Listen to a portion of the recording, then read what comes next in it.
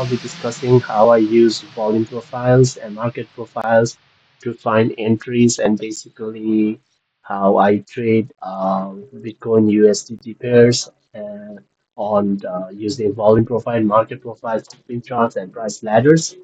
So I'll be taking the range that we've been developing over this past 2 months. So market had a really a sudden sharp dip around November, and it went to down $80,000. Then it started to range from that.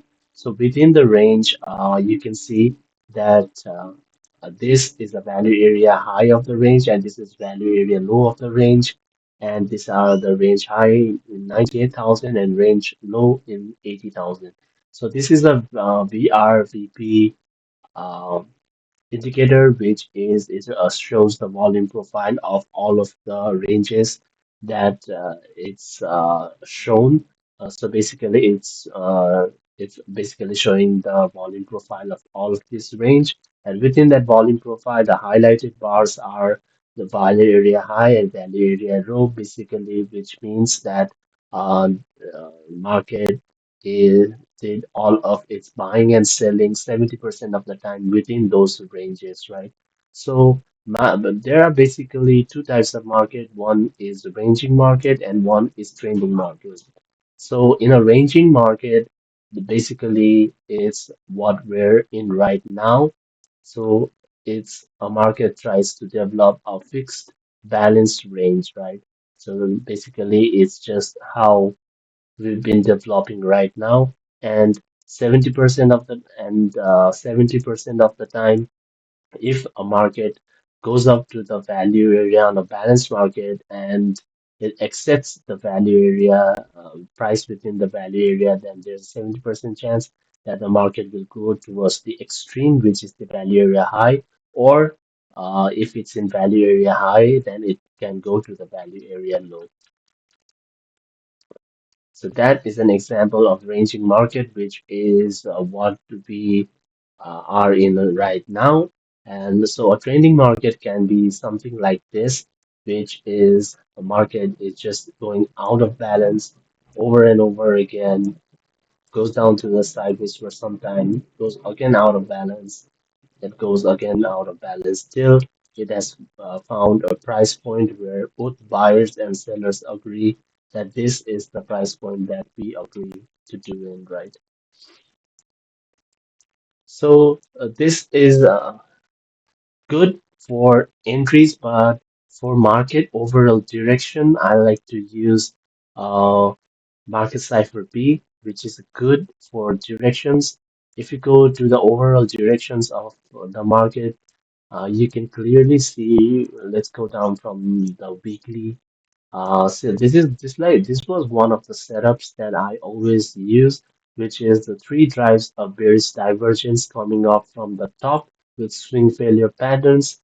And basically that implies that there can be a steep drop within the market. The waves are coming down here too. You can clearly see the money flow index coming down with uh, with three drives of bearish divergence right from the top, which implies that there the momentum, money flow momentum as well as selling momentum are really high. Going down to the daily, again with this is a really good setup. You can see that there are price of daily divergence coming right from the top. Now, this is a good indicator that we are looking for shorts here, right? Because the higher time frames are signaling that there's no momentum in this price action at all. So what you're looking to do is you're trying to fade the range, right? Then you go to the smaller time frames such as 2 hours. 2 hours is really good in market cipher, and this is one of the really good setups. When the price money flow index is red, and if there's a red dot that is in the opposite direction, then that's a cheat code entry. I think I backtested the strategy. It's around 65%, but then again, I don't use this kind of strategies anymore. I used to before, and it was good, but again, like there are a lots of biases when you just trade off this kind of indicators. It's good for overall market directions, but it's really hard to just like get that micro scalp when you're putting in large orders. So going down to the market profile, right? So we've established over here that market, there's a daily, right, coming right from the back. There's a divergence on daily time frames. On 2 hours as well, there's been divergence, and so we're looking for to short the market, right? And as soon as market opened, there was also a Trump tweet and other geopolitical factors around here. So I guess this was a little bit easy. I wouldn't say easy, but yeah, there were clear directions that market wanted to come down, and also there was news as well. So this wave was easy to ride.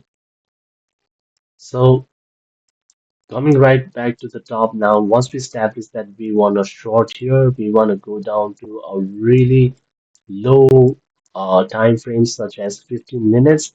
I trade on 5 minutes chart, and what I try to do here is that so basically if you come over here, you can see that the market is consolidating within this a value area high, right?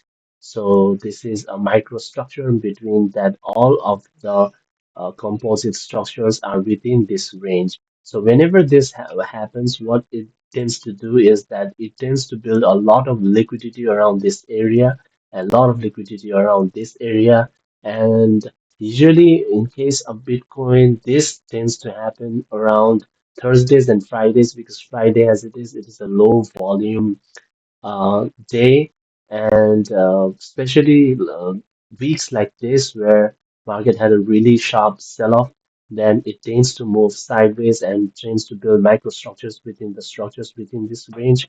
One thing I like to do is whenever there's something like this, then I go to coin class liquidation levels and I look for liquidation areas. So one of my strategies, strategy number two, is basically if it goes up here and the price ladder comes in really strong and there's a really good sell volume coming in. I mean, if there's a large orders that has been pressing the price downwards and the price ladder, once the price ladder goes up and it starts shooting it downwards, and when price reaches to this level, then I try to short the market. And basically, if it goes up here, then there's a lot of stop on liquidity, and price tends to shoot from 87 to 85 in really quick on maybe 2 or 3 hours now.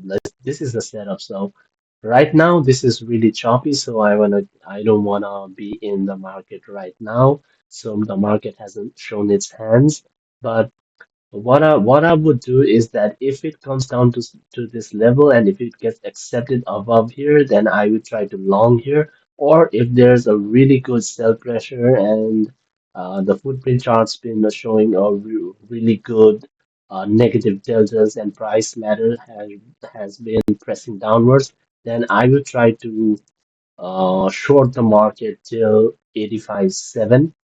Now I play really short on time frames, but you can use this if you are swing trading to get that really good entries as well. So coming back here again with this example, there have been a lot of liquidity stored up here, and we can see that once it reached this level, then it had a free fall, right? Then consolidated, and there was a lot of liquidity from that this weekend as well, and it just like shot downwards. So next we're gonna look for the same play.